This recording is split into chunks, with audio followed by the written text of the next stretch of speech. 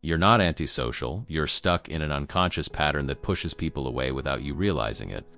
Jung called this the shadow.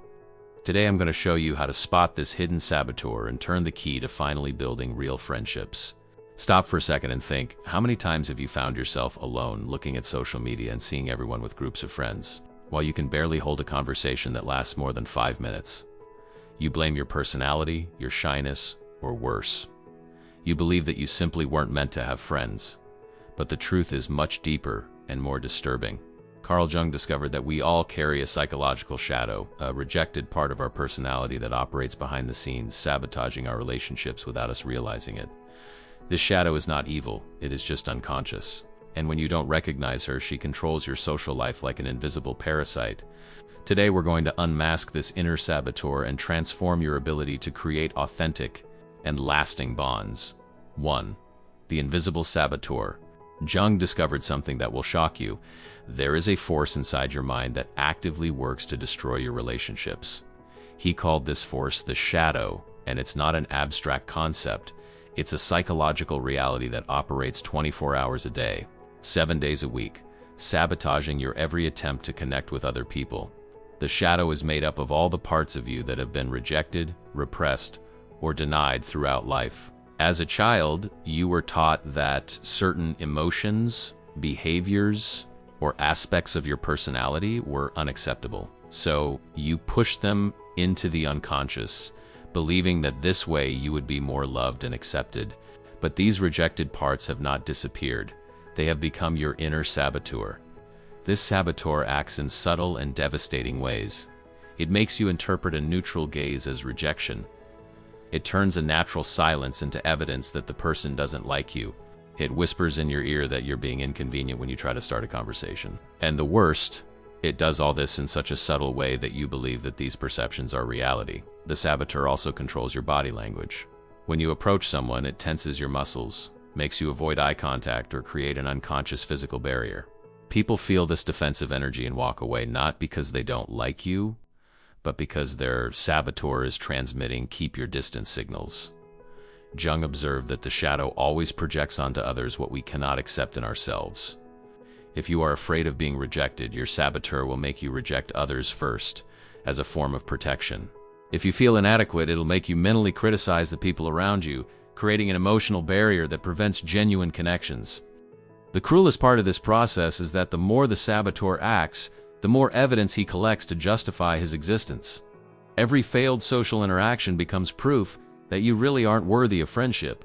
Every misunderstanding confirms that it is better to be alone. It is a vicious cycle that feeds on itself, growing in power and influence. The saboteur uses his past experiences as ammunition. That time you were humiliated at school, that love rejection, that betrayal of a close friend. It takes these painful memories and uses them as evidence that you should protect yourself from future connections. Every new person you meet is automatically seen through the lens of these old wounds. But here's the liberating truth. The saboteur only has power as long as he remains invisible. The moment you recognize its existence and its patterns of action, it loses 50% of its strength. Jung called this making the unconscious conscious. It's not about eliminating the shadow that's impossible and dangerous. It's about recognizing it, understanding it, and integrating its useful aspects. The first step in disarming your saboteur is to observe their automatic thoughts during social interactions. When you feel like someone doesn't like you, pause and ask, is this a fact or an interpretation of my saboteur? This simple question already begins to break the hypnotic power of the shadow over your social life. 2. Mask that wards off. You wake up every day and put on a mask. Jung called this mask a persona. And although it is necessary to function in society, when it becomes too rigid, it becomes the main barrier between you and genuine friendships. The persona is the character you represent to the world. But when that representation becomes a prison, you lose the ability to connect authentically. The problematic persona is born of fear. Fear of being rejected, judged, or abandoned. Then you create an improved version of yourself, a version that you believe is more acceptable. The problem is that this version is false, and people feel this falsehood on an unconscious level. They may not be able to explain why, but something about this interaction feels forced, contrived, rehearsed. There are several types of personas that drive people away. The always positive persona never shows vulnerability or difficulties. creating an emotional barrier that prevents intimacy. The persona of the superior intellectual uses knowledge as a shield, making others feel inadequate. The victim persona constantly seeks compassion, emotionally exhausting those around them. The successful persona never admits failures or insecurities. Jung observed that the more rigid the persona, the more impoverished the person's inner life becomes. You spend so much energy maintaining the mask that there is little left to develop your authentic personality. And here's the cruel paradox. The more you try to be perfect for others, the less interesting you become as a real person. The persona also creates unrealistic expectations. When you always present yourself as someone who has everything under control, people don't know how to relate to you when you're going through difficulties.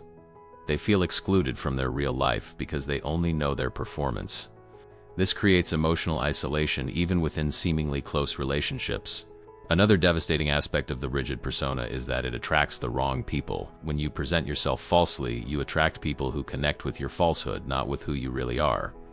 This creates superficial relationships that never deepen, leaving you feeling alone even when you're surrounded by people who like you. The persona also works as a self-fulfilling prophecy. When you believe you need to be perfect to be accepted, you unconsciously test people by seeing if they still like you when you show them small imperfections. But because you rarely show these imperfections, you never find out that people could accept and even prefer your authentic self. The most tragic thing is that the persona becomes addictive. The more you use it, the more dependent on it you become. You start to believe that without the mask, you have no value. Your self-esteem is completely dependent on the approval you receive through performance, not on the recognition of who you really are. Jung discovered that individuation, the process of becoming who you really are, requires the flexibility of the persona. This does not mean abandoning it completely, but learning to use it consciously as a tool, not as a fixed identity. It means having the courage to show genuine aspects of yourself, even at the risk of not pleasing everyone. The antidote to the rigid persona is calculated vulnerability. Start by sharing small imperfections, doubts, or difficulties. Observe how people react. You will find that most feel closer to you, not more distant. 3. Broken mirror. You look at people and see flaws that are actually yours. Jung called this psychological projection, and it is one of the most destructive forms of social sabotage that exists. When you design, you take rejected aspects of yourself and see them in others, creating a distorted reality that destroys relationships before they even begin. The projection works like a broken mirror. You look at a person, and instead of seeing them as they really are, you see distorted fragments of your own wounds, fears, and denied characteristics. If you're ashamed of your own need for attention, you'll see other people as needy and desperate. If you deny your own aggressiveness, you will perceive hostility where it does not exist. The most dangerous thing about projection is that it looks completely real. You don't feel like you're interpreting or imagining. You're absolutely sure you're seeing the truth about the other person. This conviction makes you act based on false information, creating conflicts and misunderstandings that could be completely avoided. Jung discovered that we project more intensely what we most deny in ourselves. If you pride yourself on being a good person, you'll project wickedness onto others with frightening ease. If you see yourself as a victim, you'll see manipulators everywhere.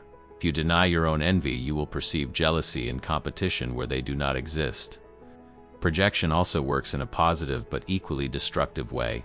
When you idealize someone, you're projecting your own rejected qualities onto them.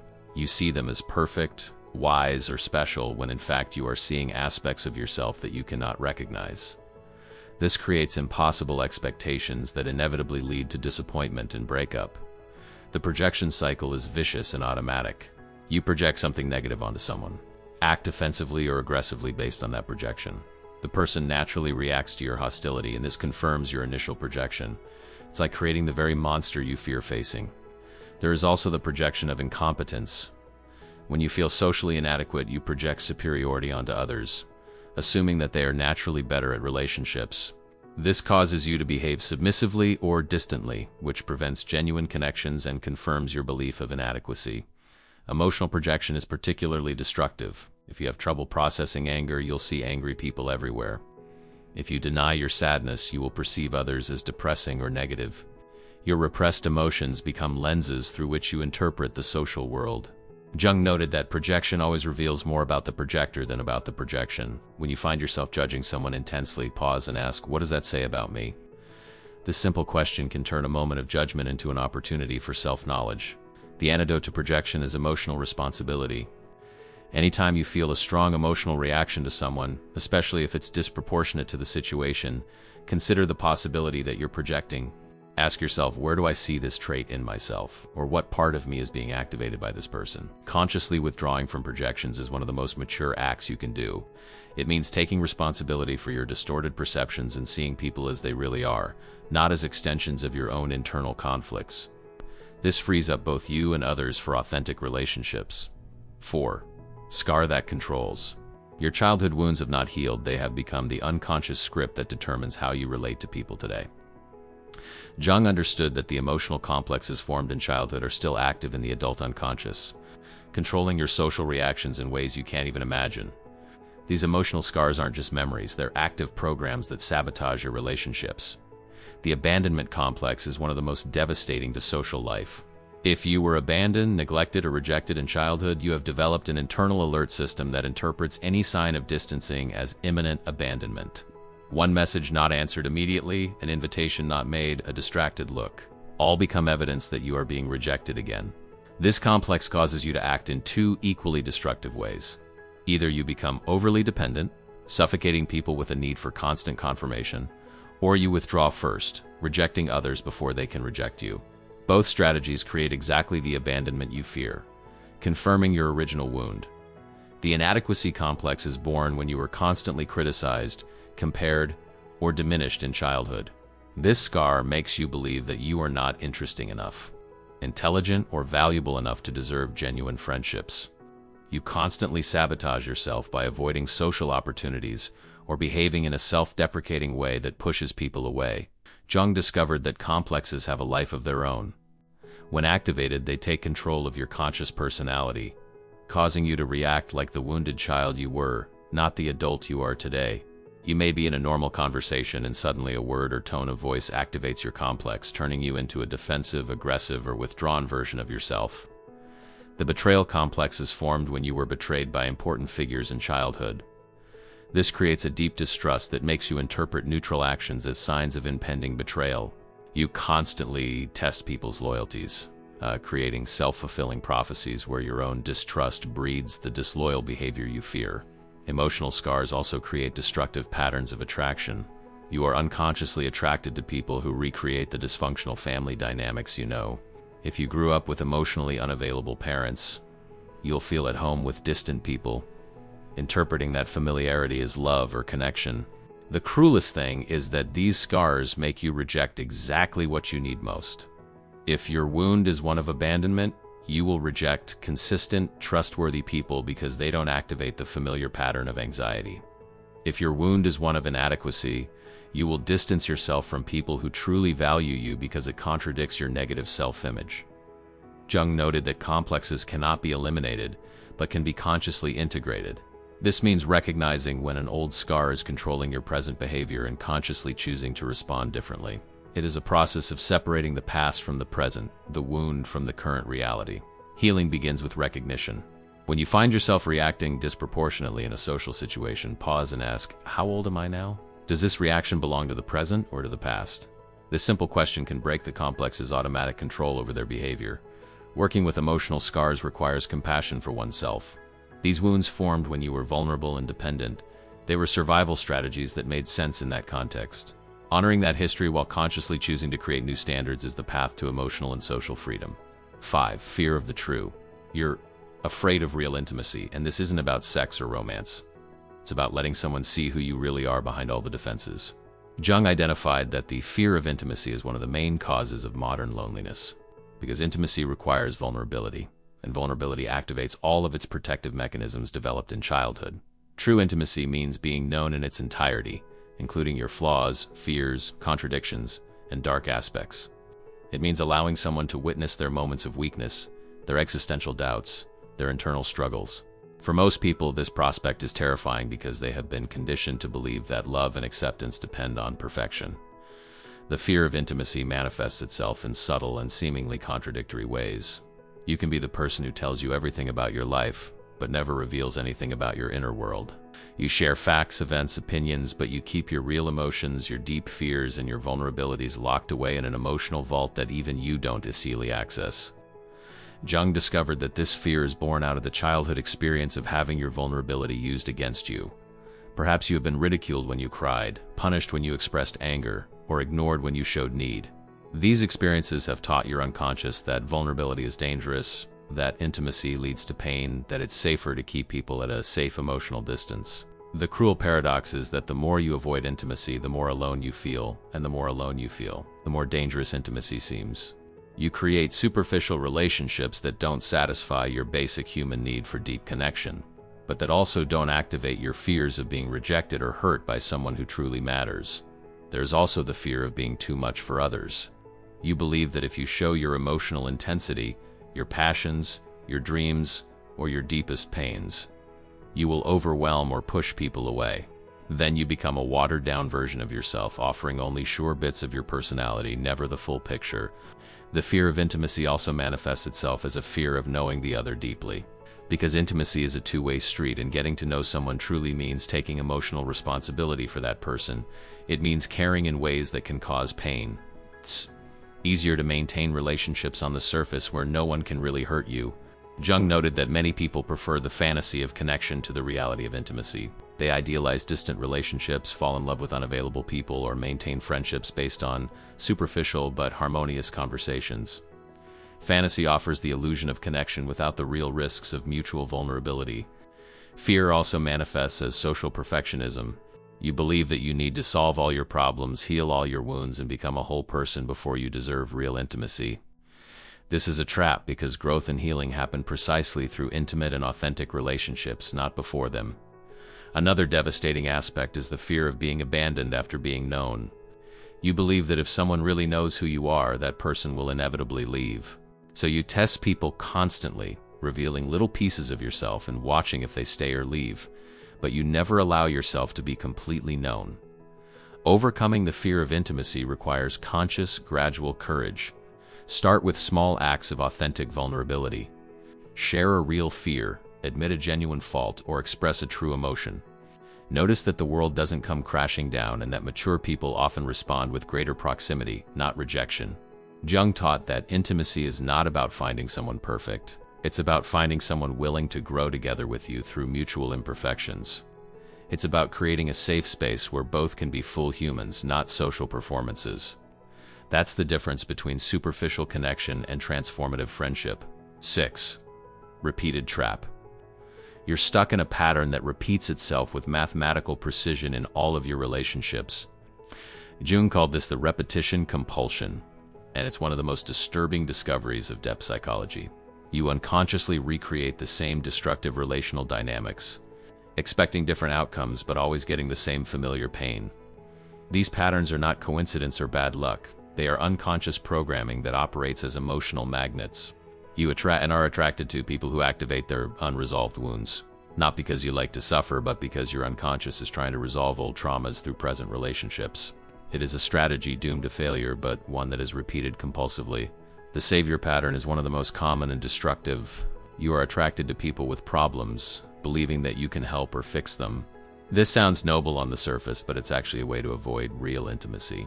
As long as you are focused on the other's problems, you don't have to face your own, and as long as the person needs you, you feel secure that they won't leave. The victim pattern is equally destructive. You unconsciously put yourself in positions where you will be rejected, betrayed, or abandoned, confirming your belief that you don't deserve love or loyalty. You choose emotionally unavailable people, get involved with those who have already shown a lack of interest, or sabotage healthy relationships when they become too good to be true. Jung discovered that these patterns are unconscious attempts to master past traumas. If you were abandoned in childhood, you recreate situations of abandonment in adulthood, hoping that this time you will have control over the outcome. If you've been betrayed, you get involved with untrustworthy people, believing that this time you'll be able to make someone loyal. The stalker pattern makes you always run after people who move away. The more someone shows disinterest, the more you feel compelled to conquer that person. This is not love, it is compulsion. You are trying to solve the wound of not having been sufficiently valued in childhood, but choosing precisely people who cannot value you. There is also the pattern of the emotional roller coaster. You are attracted to intense, dramatic relationships full of ups and downs. Emotional stability seems dull because your nervous system has been conditioned to associate love with anxiety, passion with suffering, connection with chaos. Healthy relationships feel chemical-free because they don't activate your family's stress patterns. The cruelest thing about these patterns is that they masquerade as conscious choices. You believe that you are freely choosing your friendships and relationships when in fact you are being directed by unconscious programming. You rationalize your destructive choices, find logical justifications for compulsive behaviors, and blame circumstances or others for the repetitive results. Jung observed that the repetition compulsion can only be broken through consciousness. You need to recognize the pattern before you can change it. This requires brutal honesty with oneself about one's relational choices. Look at your last 5 significant relationships and identify the common themes, the repetitive dynamics, the types of people you attract and are drawn to. Breaking the pattern also requires tolerance to discomfort. When you start making different choices, your unconscious will protest violently. Healthy people will seem dull, stable relationships will seem passionless, and you'll feel a powerful compulsion to return to family patterns. This is the most dangerous phase of the change process. The antidote to repeated trapping is conscious choice based on values, not emotional compulsions. Clearly define what kind of relationships you want to have, what qualities you value in a friendship, and then consciously choose people who demonstrate those qualities, even if they don't activate your family chemistry. True emotional freedom begins when you can choose relationships based on what's good for you, not what's familiar. 7 Poison we choose. You are poisoning yourself socially and calling it protection. Jung identified self-sabotage as one of the most sophisticated forms of self-destruction because it masquerades as wisdom, prudence, or self-preservation. You develop behaviors that guarantee the failure of your relationships, but justify them as being realistic or careful. Social self-sabotage operates through unconscious mechanisms that destroy connections before they can deepen. You do this not because you want to be alone, but because you are more afraid of the pain of losing someone important than the pain of chronic loneliness. It's perverse emotional math. Better to guarantee a small, controlled pain than to risk a large, unpredictable pain. The most common mechanism is destructive testing. You constantly test people's patience, loyalty, and interest through provocative behavior, unrealistic demands, or creating unnecessary conflict. When the person inevitably gets tired and pulls away, you have proof that they never really cared, confirming their belief that you're disposable. Another poison you choose is the anticipation of rejection. You interpret neutral signals as evidence of disinterest and act on that false interpretation. If someone is slow to respond to a message, you assume that you are being ignored and respond with coldness or aggressiveness. Your defensive reaction creates the actual rejection you were trying to avoid.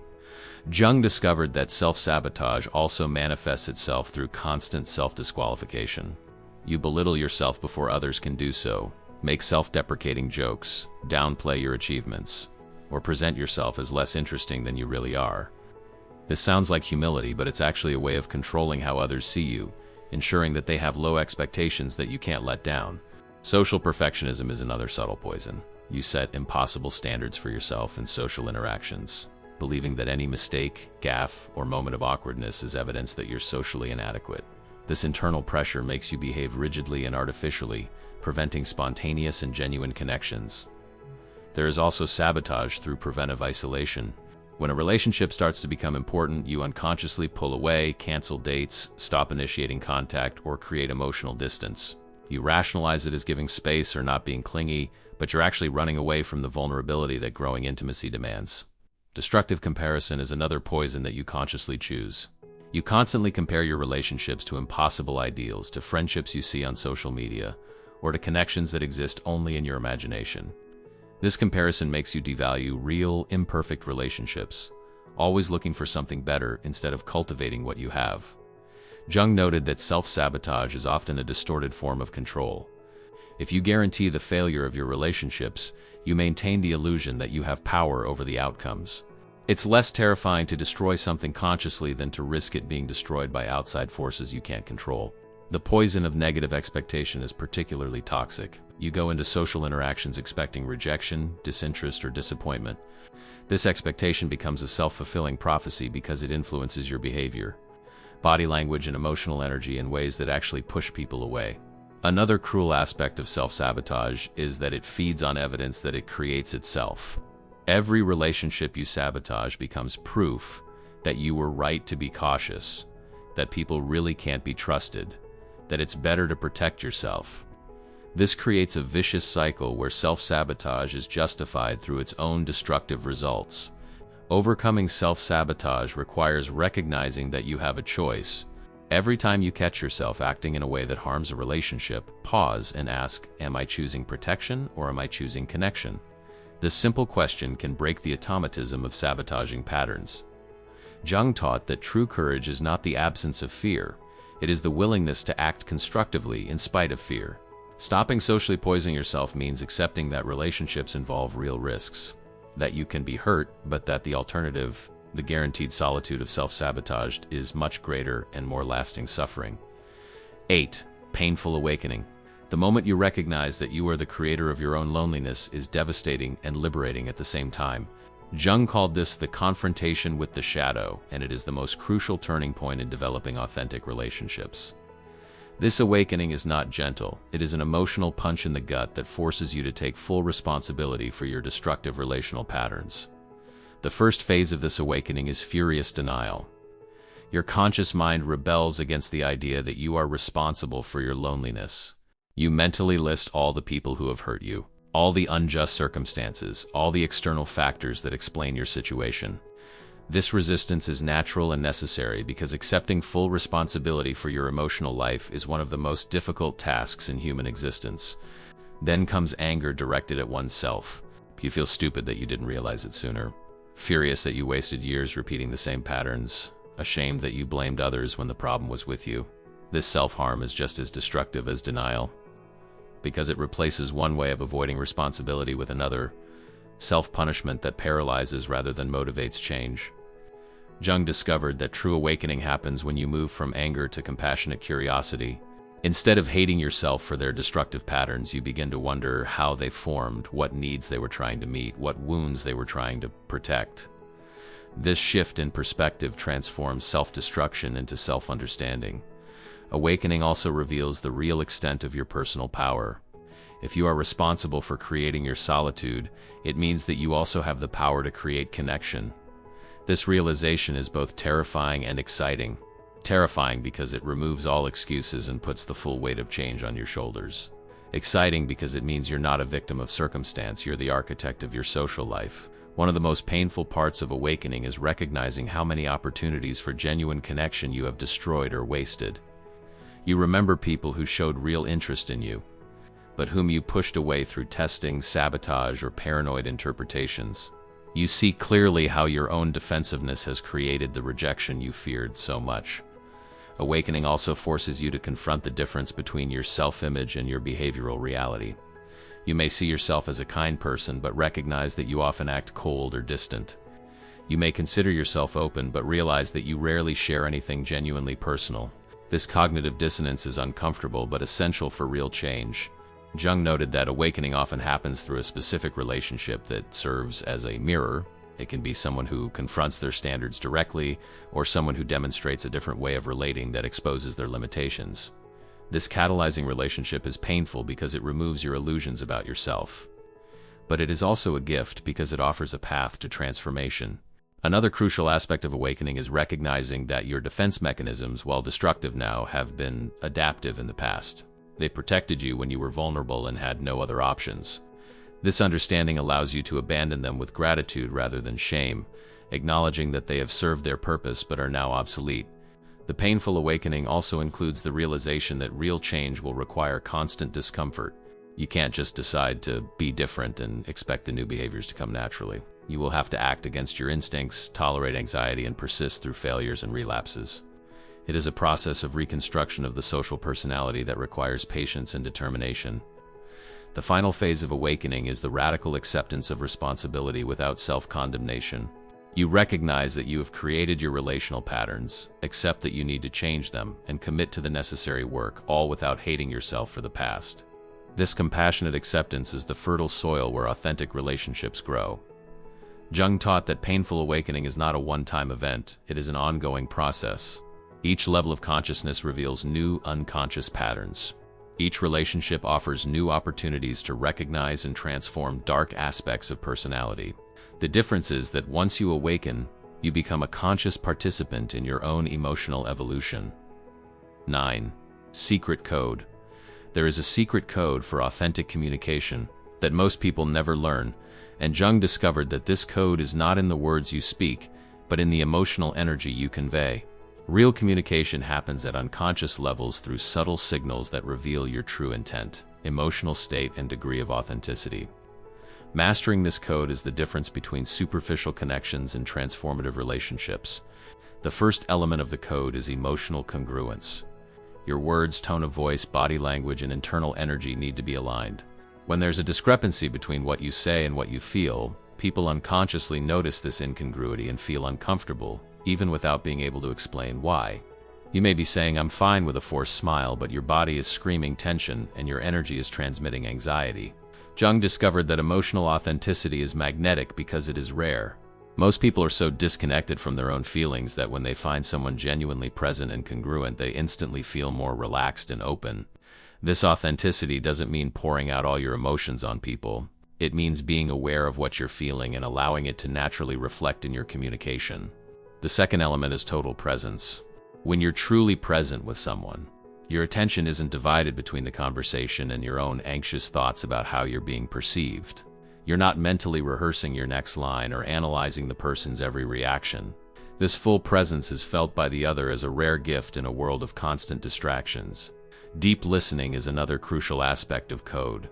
This goes beyond hearing words. It's about noticing the emotions behind the words, the unexpressed fears, the unspoken needs.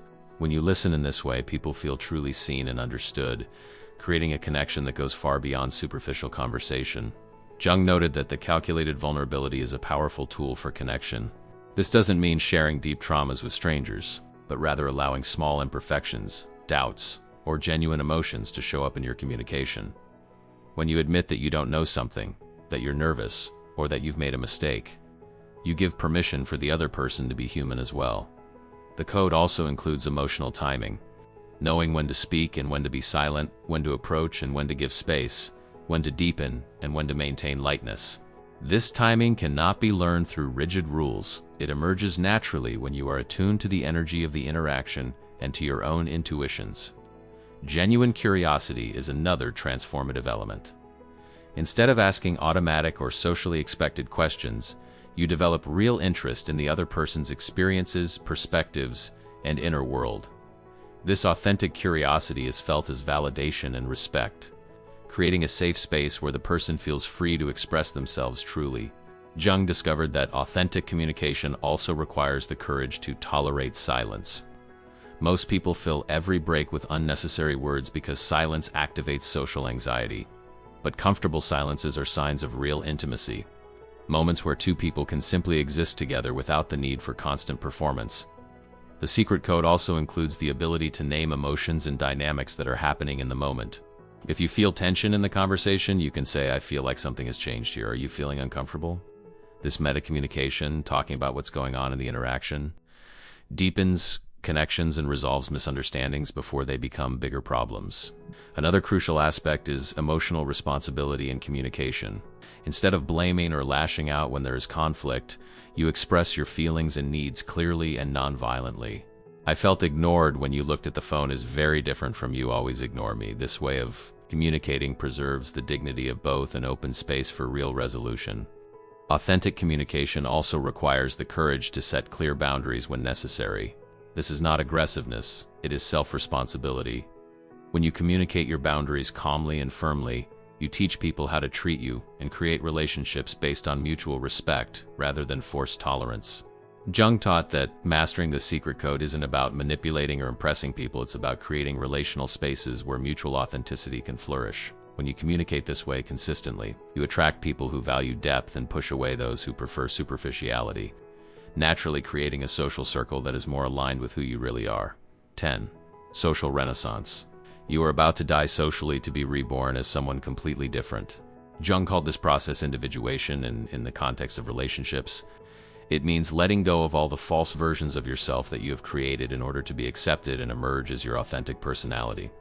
This rebirth is not comfortable. It is a symbolic death of who you thought you needed to be in order to have friends. The process begins with grieving for the old versions of yourself. You need to recognize and say goodbye to the persona that tried to please everyone. The character who hid his true opinions. The mask that smiled when he wanted to cry. This grief is real and necessary because these versions, while limiting, offered a sense of security and predictability. Jung discovered that social rebirth requires a phase of conscious isolation, not the defensive isolation you use to protect yourself, but an intentional retreat where you reconnect with your essence without the influence of external expectations.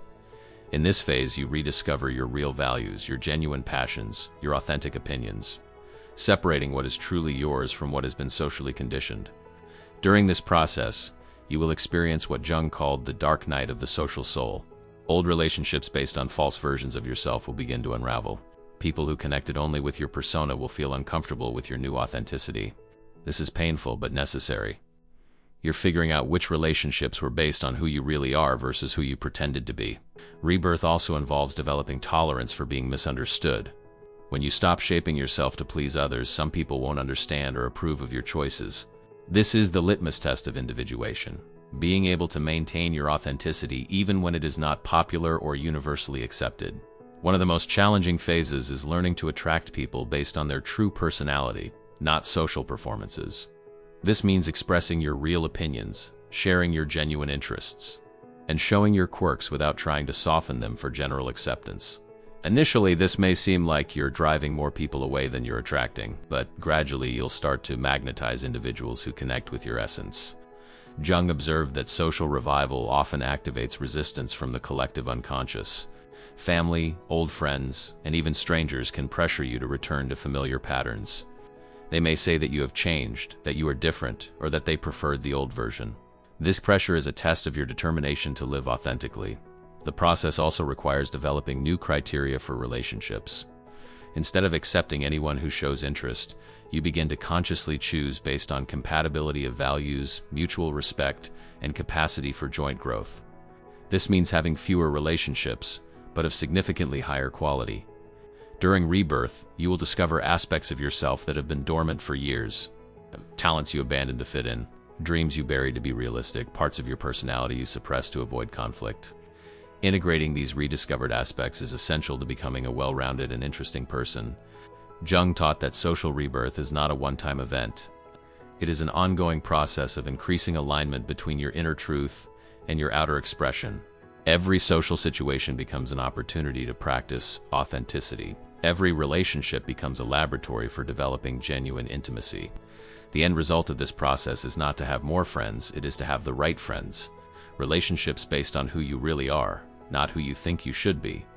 These connections are deeper, more satisfying, and more lasting because they are built on solid foundations of mutual truth. The mark of complete rebirth is when you can be alone without feeling lonely, and you can be with others without losing yourself. You develop an inner solidity that doesn't rely on external validation, but that also doesn't fear genuine connection. You become someone who naturally attracts people who value authenticity because you embody it consistently. Jung concluded that the greatest gift you can give to the world is your fully developed and authentic personality. When you complete your social renaissance, you not only transform your own relational life, you become a catalyst for others to also have the courage to shed their masks and truly live. This is the legacy of successful individuation, inspiring authenticity through example.